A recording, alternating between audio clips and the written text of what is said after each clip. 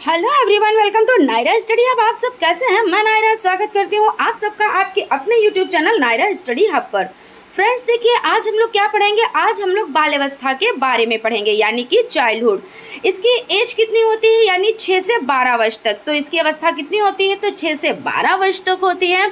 उससे पहले हम लोगों ने क्या पढ़ा था, उससे पहले हम लोगों ने शिशुअवस्था को डिटेल में जाना था। और उससे पहले वीडियो में हम लोगों ने देखिए शिशुअवस्था, बाल अवस्था, किशोर अवस्था और देखिए क्या क्या चीज़ों को कंप्लीट किया था। बाल विकास का अर्थ, इसको कंप्लीट किया था। बाल विकास का क्षेत्र, इसको कंप्लीट किया था। सो आप लोग डिस्क्रिप्शन बॉक्स पर जाकर लिंक पर क्लिक करके आप ये वीडियोस देख सकते हैं, या नॉर्मली आप लोग यूट्यूब पर नायरा स्टडी हब से सर्च कर सकते हैं और आपको ये वीडियो प्रोवाइड हो जाएंगे। क्योंकि आप लोग जब स्टार्टिंग से देखेंगे तभी चीज़ें समझ में आती हैं। क्योंकि फर्स्ट वीडियो में यानी कि डीएलएड फर्स्ट सेमेस्टर का जो फर्स्ट सब्जेक्ट है, इसके बारे में आप स्टार्टिंग से समझें। क्योंकि ये जो बाल विकास है, ये सिर्फ आप लोगों के डीएलएड फर्स्ट सेमेस्टर के ही काम नहीं आने वाला है, बल्कि आपका जो सीटेट का एग्ज़ाम होता है उसमें सबसे ज़्यादा अगर कोई क्वेश्चन पूछे जाते हैं तो आपके बाल विकास से पूछे जाते हैं। और देखिए, ये आपकी सिर्फ डीएलएड फर्स्ट सेमेस्टर की ही तैयारी नहीं हो रही है, बल्कि आपकी सीटेट की भी तैयारी हो रही है। उसके बाद देखिए सुपर टेट में भी इससे एग्ज़ाम पूछे जाते हैं। तो यानी कि कहने का मतलब ये है कि आपकी जो तैयारी है वो आपकी एडवांस तैयारी हो रही है। और ये भी है कि जैसे कि सीटेट का एग्ज़ाम आप लोग अच्छे से जानते होंगे। अगर कोई नहीं जानता है फिर भी मैं इस पर डिस्कस किए लेती हूँ कि अगर आपने एडमिशन लिया है, डीएलएड फर्स्ट सेमेस्टर में एडमिशन लिया है, तो अब जब सीटेट के फॉर्म निकलें तो आप लोग उसमें यानी उसको अप्लाई कर सकते हैं। क्योंकि पहले क्या होता था कि जब आप डीएलएड कंप्लीट कर लें तभी आप जो है उसमें फॉर्म डाल सकते थे। लेकिन अब ऐसा है कि आपने आज एडमिशन लिया है और कल अगर सीटेट के फॉर्म आ जाते हैं तो आप लोग उसमें अप्लाई कर सकते हैं। तो देखिए, आप लोगों की डबल तैयारी हो रही है। सो आप लोग वीडियो को बिल्कुल भी स्किप ना किया कीजिए और वीडियो को लास्ट तक ज़रूर देखा कीजिए, क्योंकि एक एक पॉइंट जो होता है वो आप लोगों के लिए इम्पॉर्टेंट है, ठीक है ना। और मैं इस तरह से तैयारी कराऊंगी कि आपकी डीएलएड फर्स्ट सेमेस्टर की तो तैयारी हो ही जाएगी और बहुत अच्छी होगी। क्योंकि देखिए 50 नंबर का पेपर होता है और ये स्कोरिंग सब्जेक्ट है, तो इसमें आपकी अच्छी तैयारी हो ही जाएगी, प्लस आपकी सीटेट की भी तैयारी अच्छी हो जाएगी। और उसके बाद भी जो एग्ज़ाम आएंगे यानी सुपर टेट और भी टीचिंग से रिलेटेड है, उसमें उसकी भी तैयारी आप लोगों की अच्छे से हो जाएगी। तो चलिए देखते हैं। पहले हम थोड़ा जो पिछले वीडियो में हम लोगों ने पढ़ा, यानी कि पिछले क्लास में पढ़ा, उसके बारे में थोड़ा सा जान लेते हैं। उसके बाद आज के क्लास जो आज का पॉइंट है यानी कि बाल अवस्था, इससे हम लोग डिस्कस करेंगे। तो हम लोगों ने देखिए शिशुअवस्था पढ़ा। ये एज कब से कब तक होती है, तो ये एज जो होती है वो जन्म से 5 वर्ष तक होती है। कितनी होती है, तो जन्म से 5 वर्ष तक होती है, ठीक है ना। इस एज में क्या होता है, देखिए इस एज में जो बच्चा होता है, कहते नहीं है कि इसमें ये बच्चा चाहता है कि उसी को सारा लाड दिया जाए, सारा प्यार दिया जाए। जैसे कहते हैं कि माता जो है किसी दूसरे बच्चे को या अपने ही जो उससे बड़े भाई बहन है उसको गोद में ले ले, तो वो क्या करेगा, क्रोध करने लगेगा, रोने लगेगा, चिल्लाने लगेगा कि मेरी मम्मा के पास तुम लोग क्यों आए हो, मेरी ये मम्मा है, मेरी ये माँ है। तो जब तक उस दूसरे यानी जो भाई बहन होंगे उनको हटा नहीं देगा वो बच्चा, तब तक उसको चैन नहीं आएगा। तो इसमें ये चीज़ हो गई। और अगर जैसे कि देखिए कहते नहीं काम प्रवृत्ति सबसे अधिक किस में पाई जाती है, तो अगर आपका ऑप्शन आ जाता है, मैंने इस पे पिछले वीडियो में भी डिस्कस किया था और मैं फिर से डिस्कस कर रही हूँ इसके बारे में। देखिए आप ये समझेंगे कि किशोर अवस्था, लेकिन नहीं, अगर ऑप्शन आ जाता है बाल अवस्था, शिशुअवस्था, किशोर अवस्था, इसमें से कोई नहीं, तो आपको इसमें शिशुअवस्था पर टिक करना होगा। क्योंकि काम प्रवृत्ति सबसे प्रबल होती है तो शिशुअवस्था में प्रबल होती है, ठीक है ना। और भी इसमें जो थी डिटेल में चीज़ों को समझा था। यानी कि क्या है, शिशु सबसे अधिक और जल्दी अनुकरण विधि से सीखता है। यानी बच्चा इसमें क्या करता है, अनुकरण करता है। जैसे उसकी मम्मी पापा कुछ बोल रहे हैं तो वो उस चीज़ का अनुकरण करेगा। जैसे लड़की हो, यहाँ पे मैं रूढ़िबद्धता की बात नहीं कर रही हूँ, जैसे लड़की है और मम्मी को किचन में काम करते हुए देखती है तो उसी तरह से वो भी करती है। जैसे वो छोटे छोटे खिलौने ले लेती है और उसी तरह से कि इसको ऐसे चूल्हे पे रखा जाता है, इसमें ये चीज़ डाली जाती है, इसमें ऐसे बनाया जाता है, मतलब वो वैसे ही नकल करेगी। और जो लड़के होते हैं वो पापा की बहुत नकल करते हैं, जैसे पापा गाड़ी चलाते हैं तो उनकी नकल बच्चा करेगा। और इसमें देखिए रूढ़िबद्धता तो होती नहीं है कि जेंडर यानी सेक्स कोई भी हो, जेंडर और सेक्स में फ़र्क होता है, इस पर भी हम अभी डिस्कस करेंगे। तो सेक्स कोई सा भी हो, मतलब लड़का हो या लड़की हो, लेकिन इस एज में बच्चे अनुकरण करते हैं, नकल करते हैं, ठीक है ना। और वो क्या होता है, उनमें एक कल्पना शक्ति होती है। जैसे अगर आप बच्चे को कोई कहानी सुना रहे हैं तो वो ये सोचेंगे कि हाँ ऐसा होता है। कोई भी आप कहानी सुना दो तो वो उसी में एकदम, जैसे कहते हैं ना, लीन हो जाते हैं, वो समझते हैं कि ऐसे होता है। अगर आप भूत की कहानी सुना दो तो वो समझ जाता है कि भूत होता है, परी की कहानी सुना दो तो वो परी होती है। जैसे आप जिस तरह से उसको कहानी सुनाएंगे उस तरीके से वो समझेगा। ये आपके शिशुअवस्था हो जाती हैं। और देखिए इसमें और भी कुछ चीज़ों पे डिस्कस करते हैं कि जैसे शिशु में पहले एकांत में खेलने और फिर बाद में दूसरों के साथ खेलने की प्रवृत्ति होती है। यानी बच्चा क्या करता है, पहले एकांत में खेलता है, उसके बाद दूसरों के साथ जैसे सबसे घुल मिल जाता है अपने परिवार में, तो वो सबके साथ खेलने लगता है, ठीक है ना। और देखिए इसमें क्या होता है, जैसे बच्चे को भूख लगती है, शिशुअवस्था की मैं बात कर रही हूँ, अभी बाल अवस्था पे नहीं पहुँची हूँ। तो क्या होता है, जब उसको भूख लगती है तो वो रोता है और तब उसको खाना मिलता है। ऐसा तो नहीं है कि बच्चा ये कहता है मम्मा मुझे खाना दो, मुझे भूख लगी है, मुझे प्यास लगी तो मुझे पानी दो, ऐसा कुछ भी नहीं है। वो रोने लगता है तो उसकी माँ समझ जाती है, यानी बच्चे की माँ समझ जाती है कि इसको भूख लगी है, तो उसको खाना मिल जाता है, ठीक है ना। उसको लेटाने का काम, बिठाने का काम, नहलाने का, धुलाने का, सफाई सुथराई, जो भी काम होते हैं वो माँ के द्वारा ही किया जाता है। हालांकि जो गार्जियंस होते हैं उनके द्वारा किया जाते हैं, उनके पापा भी कर सकते हैं, उनकी बुआ भी कर सकती है, लेकिन सबसे ज़्यादा जो करता है तो वो माँ ही करती हैं, ठीक है ना। तो यहाँ पे शिशुअवस्था के बारे में थोड़ी सी हम लोगों ने चर्चा कर ली। तो अब देखते हैं बाल्यावस्था यानी चाइल्डहुड। ये एज कब से कब तक होती है, तो ये एज जो होती है वो 6 से 12 वर्ष तक होती है, ठीक है ना। तो इसमें देख लेते हैं क्या क्या चीज़ें होती हैं। तो यह एक सामाजिक संरचना है, यह एक शारीरिक संरचना है, या बच्चे के जन्म से लेकर उसके विद्यालय जाना शुरू करने तक की अवधि को अभिलक्षित करने वाला चरण है। यानी देखिए यहाँ पे क्या बताया गया कि जो ये एज होती है 6 से 12 वर्ष, देखिए इसी में बच्चा, जैसे प्राइमरी विद्यालय में जब एडमिशन होते हैं तो किस एज में होते हैं, 6 ईयर्स में होते हैं ना। अब तो जैसे ये हो गया कि जो है प्ले ग्रुप में इस तरीके से जो भी, तो बच्चे 2.5 साल के 3 साल के होते हैं तभी ये डाल दिए जाते हैं, 4 साल के हुए तो उनका एडमिशन हो गया। तो अगर जब इस तरह का क्वेश्चन आ जाता है कि बच्चे को किस एज में स्कूल भेजना है, तो यहाँ पे कंफ्यूजन क्रिएट हो जाती है कि यार बच्चा तो 2.5 साल का भी जाता है, 3 साल का भी जाता है, 5 साल का भी जाता है, लेकिन जो इसका आंसर होगा वो आपका 6 साल होगा, यानी 6 ईयर होगा। क्योंकि देखिए आप जब सरकारी स्कूल में जाएंगे तो ऐसे बच्चे का एडमिशन नहीं होता है जब तक आपके बच्चे ने 6 ईयर कंप्लीट ना कर लिए हों, ठीक है ना। तो यहाँ पे जो आपका राइट आंसर हो जाएगा वो आपका 6 ईयर हो जाएगा, ठीक है ना।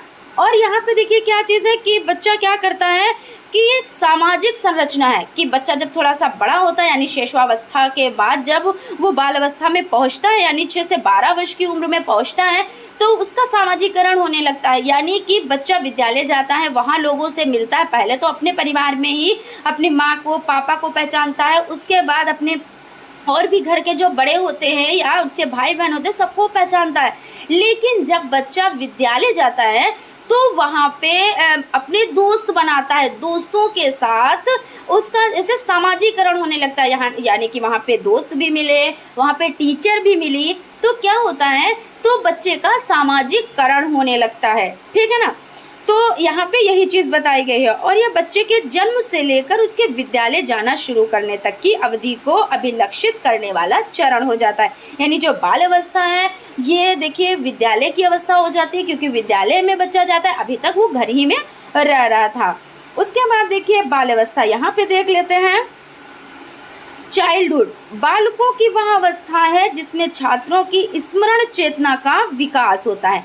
यानी देखिए यहाँ पे क्या बताया जा रहा है कि जो बच्चा है वो उसकी सोचने की शक्ति हो जाती है, उसमें तर्क वितर्क की शक्ति, कि बच्चा अब यहाँ पे ये चीज़ नहीं पूछेगा ऐसा ये क्या है, बच्चा ये पूछेगा ऐसा क्यों है।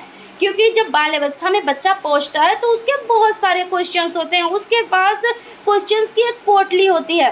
तो क्या होता है कि जब बच्चा ऐसी प्रक्रियाएं करता है, और बच्चे को ऐसी प्रक्रिया करनी भी चाहिए, और जो उसके बड़े हों, उसके आसपास के लोग हों, तो उसमें उसका सहयोग भी देना चाहिए। क्योंकि देखिए जब बच्चे क्वेश्चन करते हैं कि ऐसा क्यों हुआ, ऐसा कैसे हुआ।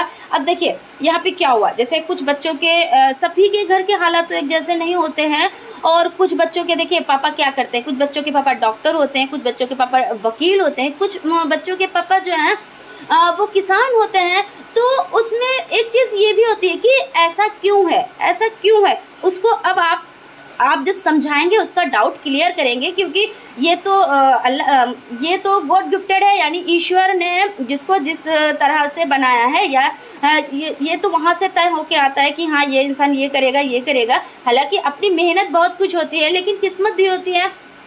तो कोई डॉक्टर, कोई वकील, कोई जज, तो कोई किसान बनता है, तो कोई मजदूर बनता है। तो बच्चे में इस तरह की जो ये चीज़ जब देखता है तो उसमें एक क्वेश्चन मार्क बन जाता है कि ऐसा क्यों है कि मेरे पापा अगर जैसा डॉक्टर हैं तो उनके पापा किसान क्यों हैं, या मेरे पापा वकील हैं तो उनके पापा मजदूर क्यों हैं, या मेरे पापा इंजीनियर हैं तो उनके पापा डॉक्टर क्यों हैं। तो इस तरीके के क्वेश्चंस उसके माइंड में घूमा करते हैं, आ जाते हैं।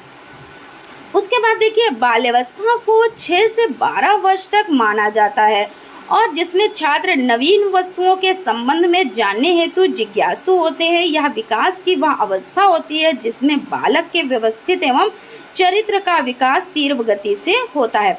इसमें देखिए क्या होता है, इसकी एज तो आपको पता ही हो गई कि 6 से 12 वर्ष तक। मैं बार बार इसलिए रिपीट कर देती हूँ क्योंकि ये आपके माइंड में एकदम से छप जाए, कि आप कहीं पर भी आपको डाउट ना हो, आपके जो भी डाउट हो वो क्लियर हो जाए। और अगर कहीं पे कोई चीज़ नहीं समझ में आती है, कहीं पे कोई डाउट है, तो आप कमेंट बॉक्स में कमेंट ज़रूर करें, हम उसका रिप्लाई आप लोगों को ज़रूर देंगे, ठीक है ना।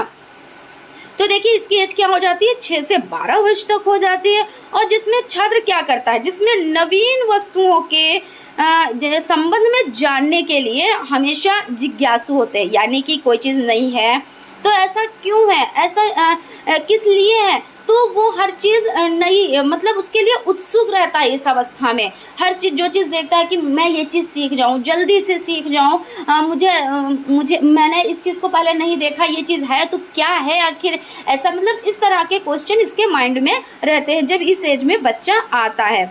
और देखिए जिसमें बालक के व्यक्तित्व एवं चरित्र का विकास भी तीव्र गति से होता है। इसमें क्या होता है, बच्चा जब इस एज में आता है तो वो ये सोचता है कि उसकी सभी लोग तारीफ़ करें। सबसे पहले तो उसकी एक थिंकिंग बन जाती है कि मैं ऐसे काम करूं, अच्छे काम करूं, और मेरी सब लोग तारीफ़ करें, और मुझे ये सब लोग मतलब अटेंशन दें, और मैं बेहतर से बेहतर करूं। मतलब उसमें ये चीज़ आ जाती है कि मैं बेहतर करूंगी या करूंगा तो मेरी सब लोग तारीफ़ करेंगे। तो वो तारीफ़ का, जब इस एज में बच्चा आता है तो वो तारीफ़ का बहुत भूखा होता है, ठीक है ना। जैसे कहते हैं ना, कुछ बच्चों को देखा है कि नहीं मैं ही सबसे अच्छी हूँ या मैं ही सबसे अच्छा हूँ। तो ये नहीं कि ये बच्चा ऐसा कह रहा है तो उसको इग्नोर करो या उसकी मतलब उसमें कमियां निकालो, नहीं, इस एज में ही ऐसा होता है, ठीक है ना। तो हम लोग नेक्स्ट चलते हैं, नेक्स्ट पॉइंट देखते हैं। इसमें देखिए क्या है कि बाल्यावस्था में हड्डियों की संख्या 270 होती है। कितनी होती है, तो 270 होती है, यानी 270 से बढ़कर 350 हो जाती है। कितनी हो जाती है, तो 270 से बढ़कर 350 हो जाती है। क्या, तो हड्डियों की संख्या। और देखिए इसमें वृद्धा आ जाती है, यानी इसमें मजबूती आ जाती है। और 6 वर्ष की अवस्था तक 4 दाढ़े, 8 काटने वाले दांत आ जाते हैं। कितनी, तो 6, देखिए 4 दाढ़े और 8 काटने वाले दांत आ जाते हैं, और उसके बाद स्थायी दांत आ जाते हैं, ठीक है ना। और जो 12 वर्ष तक की आयु तक 25 दांत निकल आते हैं। 12 वर्ष तक जो अवस्था होती है उसमें कितने दांत निकल आते हैं, तो उसमें 25 दांत निकल आते हैं, यानी 25 दांत निकल आते हैं। और बाल्यावस्था तक बालक का मांसपेशियों पर नियंत्रण हो जाता है। यानी कि पहले देखिए आप जब शिशुअवस्था में बच्चा होता है तो उसके हाथ पर देखिए ऐसे थोड़े से वो पहले क्या करता है, पहले वो तो लेटा रहता है, वो सबसे ज़्यादा अपना, मैं बाल्यावस्था मैं शिशुअवस्था की बात कर रही हूँ, कि बच्चा पहले तो सारा टाइम सोने पे निकाल देता है, यानी 15 से 20 घंटे। फिर उसके बाद थोड़ा सा क्या होता है, वो फिर थोड़ा कम सोता है, लेकिन उसके हाथ पैर कैसे होते हैं, एकदम मुलायम मुलायम सॉफ्ट रुई जैसे होते हैं, नहीं कॉटन जैसे, यानी कि रुई मतलब कॉटन, तो उस जैसे होते हैं। फिर उसके बाद जब थोड़ा थोड़ा एज बढ़ती जाती है, थोड़ा थोड़ा बड़ा होता जाता है, यानी कि जैसे कि जन्म से 5 वर्ष तक, तो देखिए उसके हाथ पैर थोड़े बहुत जैसे वैसे नहीं होते, नाजुक से होते हैं। लेकिन जब वो बाल अवस्था में आता है तब उसकी जो मांसपेशियों पर नियंत्रण हो जाता है और उसका जो भार होता है वो शरीर का 26% हो जाता है। कितना हो जाता है, तो 26% हो जाता है। आप लोग ये चीज़ ध्यान रखिएगा कि देखिए हड्डियों की जो संख्या है वो 270 से बढ़कर 350 तक हो जाती है। और आप लोग देखिए ज़्यादातर अगर हड्डियों की संख्या की बात की जाए तो मैं ये तो नहीं कह रही कि सभी लोग, लेकिन कुछ लोग 206 ही लगा देते हैं, ठीक है ना, टिक जैसे 206, लेकिन वो आपकी 206 ही हड्डियां बचती हैं, 206 ही रह जाती हैं, क्योंकि कुछ हड्डियां क्या होती हैं वो आपस में जुड़ जाती हैं। जैसे 2 हड्डियां एक में जुड़ी तो फिर वो एक ही तो बन गई ना, ये थोड़ी ना होता है कि कम हो जाती हैं हड्डियां, कम थोड़ी ना होती है, लेकिन क्या होती है आपस में वो पहले मुलायम मुलायम होती हैं, फिर उसके बाद वो आपस में जुड़ जाती हैं तो 2 की 1 बन गई। तो इस तरह से हड्डियों की संख्या लास्ट में कितनी बचती है, यानी किशोर अवस्था तक। अभी जब उसको पढ़ेंगे, अगली स्टेज को पढ़ेंगे, तब उसमें देखेंगे कितनी हड्डियों की संख्या बची, ठीक है ना। लेकिन पहले देखिए सबसे पहले हम लोगों ने पढ़ा था कि 270 और उसके बाद 350 हो जाती हैं। ये चीज़ आप लोग ध्यान रखिएगा। और 6 वर्ष की अवस्था तक 4 दाढ़ें, कितनी, तो 4 दाढ़ें, यानी जब वो स्कूल जाने का उसका टाइम होता है, यानी कि उसके एडमिशन का टाइम होता है, यानी 6 ईयर होता है, तो उसकी 4 दाढ़ें निकल आती है। ऐसे आप लोग याद रख सकते हैं कि स्कूल के टाइम जाने पर तो उसकी मतलब 4 दाढ़ें निकल आती हैं, ठीक है ना। और 8 क्या होता है, काटने वाले दांत, यानी 6 साल की एज में 2 कम, यानी 2 कम आप कर लें। तो मतलब ये ट्रिक मैं आप लोगों को बता रही हूँ जिससे आप लोगों को समझ में आ जाए कि 6 साल का बच्चा हुआ तो इसमें 2 कम, यानी 6 वर्ष की अवस्था तक 4 दाढ़ें। अब 6 वर्ष से 2 ज़्यादा, यानी 8 काटने वाले दांत आ जाते हैं, ठीक है ना। और उसके बाद स्थायी दांत कितने होते हैं, तो 6 दूना 12, तो देखिए 12 दांत आ जाते हैं।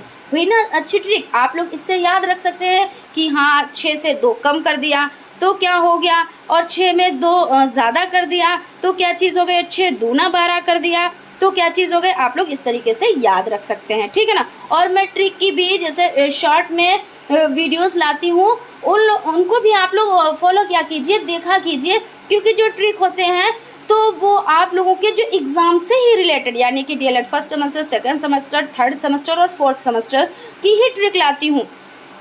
क्योंकि देखिए पहली बात तो इसमें कोई चीज़ अलग नहीं होती है कि अगर आप फर्स्ट सेमेस्टर में हैं तो ये मत सोचिए कि सिर्फ फर्स्ट सेमेस्टर का ही आपके सिलेबस में है तो इतना ही आएगा।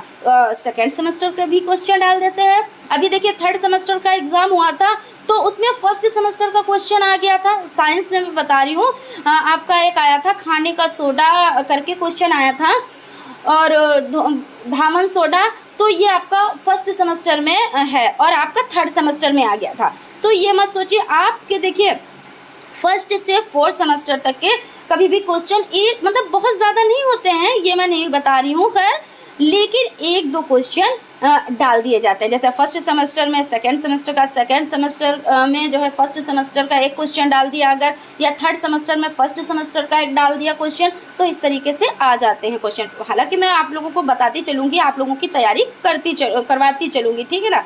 तो मैं ये चीज़ यहाँ पे थी कि शॉर्ट वीडियो भी मैं डालती हूँ जिसमें ट्रिक वाइज मैं आप लोगों को चीज़ें बताती हूँ, तो उसको भी आप लोग ज़रूर देखा कीजिए। उसके बाद देखते हैं नेक्स्ट पॉइंट पर चलते हैं। बाल्यावस्था को 2 भागों में बांटा गया है। अब यहाँ पर देख लेते हैं, देखिए कौन सी 2 अवस्थाओं में बांटा गया है। सबसे पहले हो जाता है संचय काल, तो ये आपका हो जाता है 6 से 9 वर्ष, पूर्व बाल्यावस्था। उसके बाद आपका हो जाता है सेकंड नंबर पर परिपाक काल, यानी 9 से 12 वर्ष, यानी उत्तर बाल्यावस्था। यानी देखिए पूर्व बाल्यावस्था अगर क्वेश्चन आ जाता है तो 6 से 9 वर्ष, पूर्व मतलब पहले तो होता है, तो 6 से 9 मतलब 6 दूना 12 हो जाता है ना, तो 6 और उसमें 3 मिला दो तो पूर्व मतलब पहली अवस्था। उसके बाद आधी आधी बांट दिया ना, कि जैसे कि 6 से 12 वर्ष, तो इसको आधा आधा बांट दो तो जब आधा आधा आपने बांट दिया तो पहले आपकी पूर्व बाल्यावस्था हो गई, उसके बाद आपकी उत्तर बाल्यावस्था। इसमें कोई भी चीज़ टफ नहीं है और कोई चीज़ याद करने वाली नहीं है, इसमें तो आपको सिर्फ समझने वाली चीज़ें हैं, ठीक है ना। तो आप लोग अच्छे से समझा कीजिए। उसके बाद देखिए प्राथमिक विद्यालय में प्रवेश की अवस्था। अभी देखिए ऊपर डिस्कस कर चुके हैं इस टॉपिक पर। तो बाल्यावस्था बालक के जीवन का स्वर्णिम समय होता है जिसमें उसका सर्वांगीण विकास होता है। यह अवस्था बालक के व्यक्तित्व का निर्माण यानी व्यक्तित्व के निर्माण की होती है। बालक में इस अवस्था में विभिन्न आदतों, व्यवहार, रुचि एवं इच्छाओं के प्रतिरूपों का निर्माण होता है। देखिए क्या है प्राथमिक विद्यालय में प्रवेश की अवस्था। तो देखिए 6 से 12 वर्ष, ठीक है ना। तो ये आपकी 6 वर्ष हो जाती है। ये जो आपकी बाल्यावस्था है तो 6 से 12 वर्ष होती है, और जो स्कूल जाने की अवस्था होती है यानी एडमिशन की अवस्था होती है वो आपकी 6 वर्ष होती है। मैं पहले भी आपको बता चुकी हूँ, फिर से मैं बता रही हूँ कि 6 वर्ष होती है। अगर आपका इस तरह का क्वेश्चन आ जाता है तो आप 6 वर्ष पर ही टिक करेंगे, ये नहीं 2.5 साल 3 साल, क्योंकि आपके घर के भी बच्चे या आपके आसपास के भी बच्चे 2.5 साल में भी विद्यालय जाने लगते हैं, 3 साल में भी, 4 साल में भी। तो आपका जो राइट आंसर होगा वो 6 साल यानी 6 ईयर्स होगा, ठीक है ना। और अब तो देखिए जो स्कूल जाने की, जैसे पहले आंगनबाड़ी में बच्चा जाएगा, फिर उसके बाद देखिए 5 साल रखा गया ना। अब तो जो बन के चलिए उस पर बाद में डिस्कस करेंगे, वो थोड़ा लेंथी हो जाएगा। लेकिन हाँ कि पहले आंगनबाड़ी जाता है बच्चा, उसके बाद प्राथमिक विद्यालय में जाता है, ठीक है ना। वो चीज़ों पे हम डिस्कस करेंगे, क्योंकि अभी से अगर आप लोग तो कंफ्यूज हो जाएंगे कि ये सब चीज़ें पढ़नी सभी चीज़ें हैं, सिर्फ समझनी है, ठीक है ना। तो उस पर भी डिस्कस करेंगे। चलिए देख लेते हैं परिभाषाएं, इसकी परिभाषाओं को समझ लेते हैं। तो आप लोगों के लिए मोस्ट इम्पॉर्टेंट है ये, इन परिभाषाओं को आप लोग अच्छे से देखिएगा। और जैसा कि पहले भी बताया था पिछली वीडियो में कि जो परिभाषाएं आती हैं तो उसमें कैसे परिभाषाएं आती है। कभी कभी परिभाषाएं दे दी जाती हैं और पूछा जाता है कि ये किसके अनुसार है, या कभी कभी उनका नाम दे दिया जाता है और कहा जाता है कि जैसे कॉल एवं ब्रूस के अनुसार यानी कौन सी परिभाषा है, तो आप लिख देंगे, या रॉस के अनुसार परिभाषा लिखें। तो इस तरीके से भी क्वेश्चन आ जाता है। और कभी कभी बहुविकल्पी टाइप क्वेश्चन आ जाता है कि एक परिभाषा दे देते हैं और उसमें 4 ऑप्शन दे देते हैं कि ये किसके अनुसार है। तो इस तरीके के भी, बहरहाल आप लोगों को अच्छे से परिभाषाएं देख लेनी और समझ लेनी है। तो सबसे पहले है कॉल एवं ब्रूस के अनुसार। तो इसमें हो जाता है बाल्यावस्था जीवन का अनोखा काल है। देखिए मोस्ट इम्पॉर्टेंट है, आप लोग याद रखिएगा, कॉल एवं ब्रूस के अनुसार यानी बाल्यावस्था जीवन का अनोखा काल है। उसके बाद रॉस के अनुसार हो जाता है बाल्यावस्था मिथ्या परिपक्वता का काल है। क्या है? तो रॉस के अनुसार है मिथ्या परिपक्वता का काल है। और उसके बाद रॉस के अनुसार और देख लेते हैं एक परिभाषा की। देखिए शारीरिक व मानसिक स्थिरता बाल्यावस्था की सबसे बड़ी विशेषता है। उसके बाद किलपेट्रिक के अनुसार है बाल्यावस्था जीवन का निर्माण काल है। देखिए वेरी इंपॉर्टेंट है आप लोगों के लिए। किलपेट्रिक के अनुसार क्या है? तो बाल्यावस्था जीवन का निर्माण काल है, ठीक है ना। चलिए नेक्स्ट चलते हैं। अब देख लेते हैं बाल्यावस्था की विशेषताएं। तो इसमें सबसे पहले पॉइंट पे है आपका शारीरिक व मानसिक स्थिरता। तो जो ये अवस्था होती है यानी यह अवस्था की सबसे महत्वपूर्ण विशेषता है। और 6 या 7 वर्ष की अवस्था के बाद शारीरिक और मानसिक विकास में स्थिरता आ जाती है। यानी क्या होता है कि इसमें स्थिरता आ जाती है और शारीरिक और मानसिक दोनों में, ठीक है ना।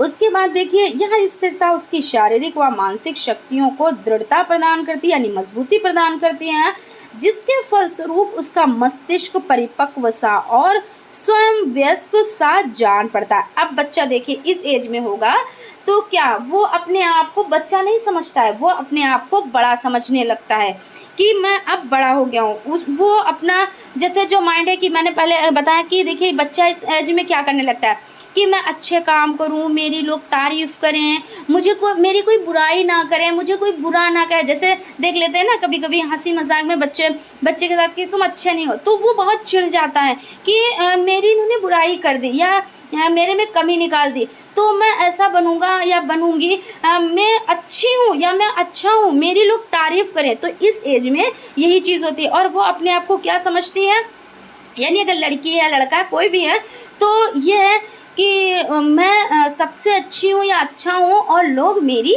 तारीफ करें, ठीक है ना, वही चीज़ यहाँ पे है।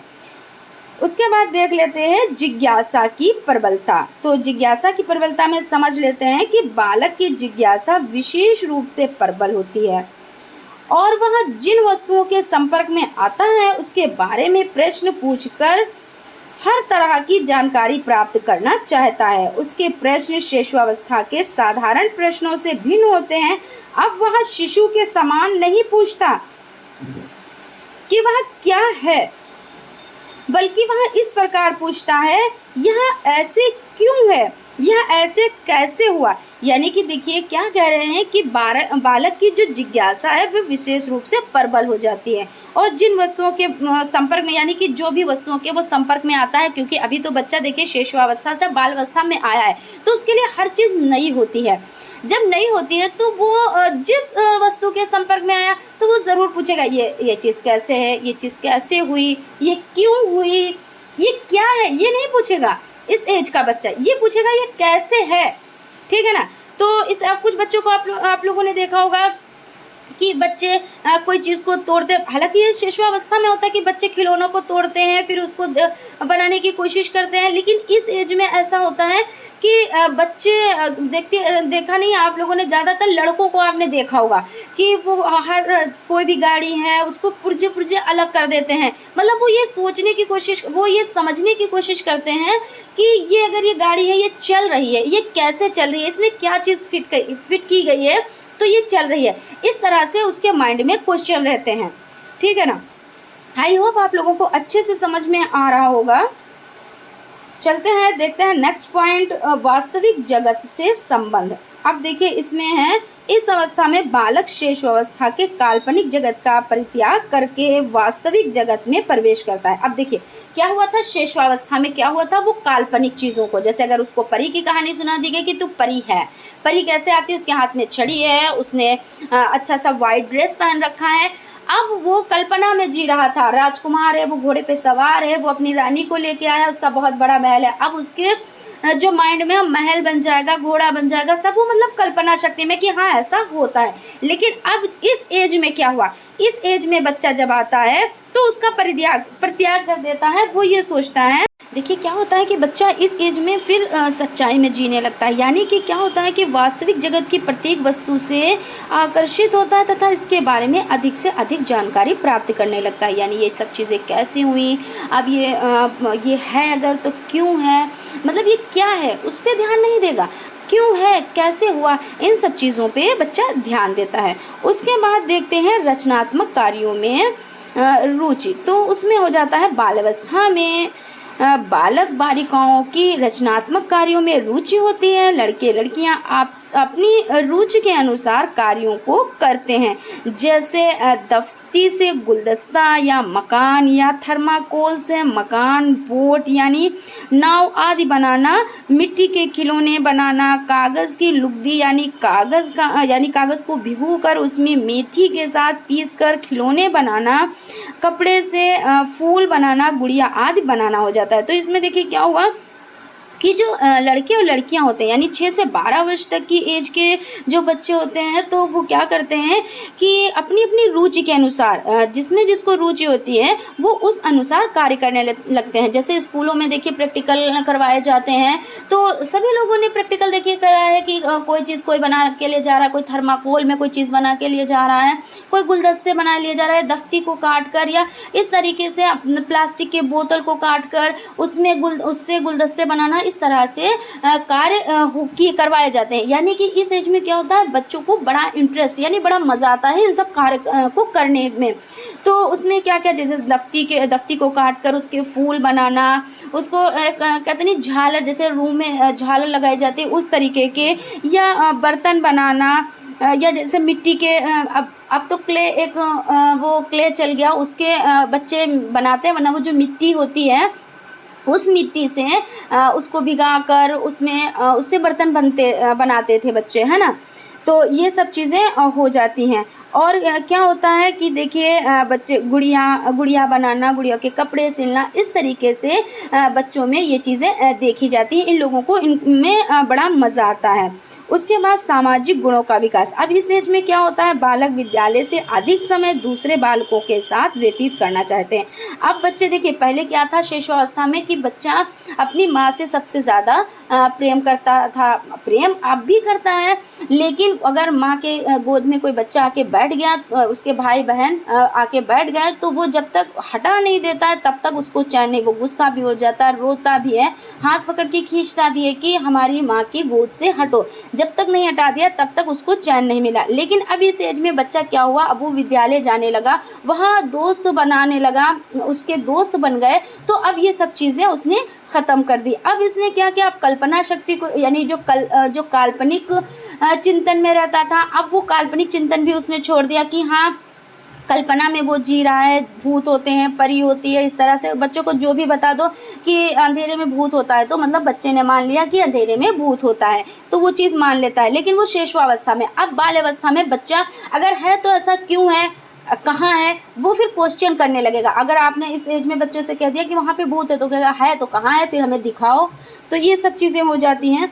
वह किसी न किसी समूह का सदस्य बन जाता है, यानी कि बच्चा क्या होता है कि अपनी एक टोली बना लेता है, उसमें 6 से 7 दोस्त बना लेता है अपने ही तरह के। जैसा बच्चा होता है, जैसे चंचल स्वभाव का होता है तो बच्चा चंचल, उसके सारे दोस्त वैसे ही होंगे। अगर बच्चा बहुत ज़्यादा पढ़ाई के प्रति सीरियस है तो उसके दोस्त भी वैसे ही होंगे। मतलब जैसा बच्चा होगा उस तरह के, मतलब वो अपने ही तरह के अपने 6-7 अपनी टोली में 6-7 लोगों को कर लेता है, और फिर उन्हीं के साथ अपने पढ़ता है, लिखता है, उन्हीं के साथ बैठता है, उन्हीं के साथ हंसता बोलता है, सब कुछ उन्हीं के साथ करता है।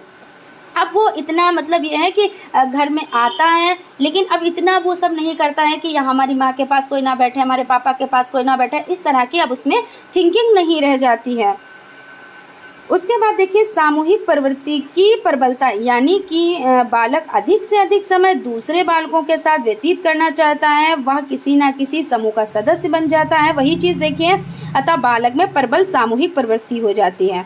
उसके बाद काम प्रवृत्ति में परिवर्तन, यानी कि देखिए शिशुअवस्था समाप्त होते होते बालक वातावरण से समायोजन स्थापित करने लगता है। बच्चों में समलिंगी प्रेम पनपने लगता है। समलिंगी मतलब जैसे अगर लड़का है तो लड़के से ही दोस्ती करेगा, और लड़की है तो लड़की से ही दोस्ती करेगा, विषम लिंगी प्रेम नहीं करेगा। यानी कि लड़का है तो लड़की से अट्रैक्ट हो जाए, लड़की है तो लड़के से नहीं, अपने ही लिंग में वो दोस्ती करेगा।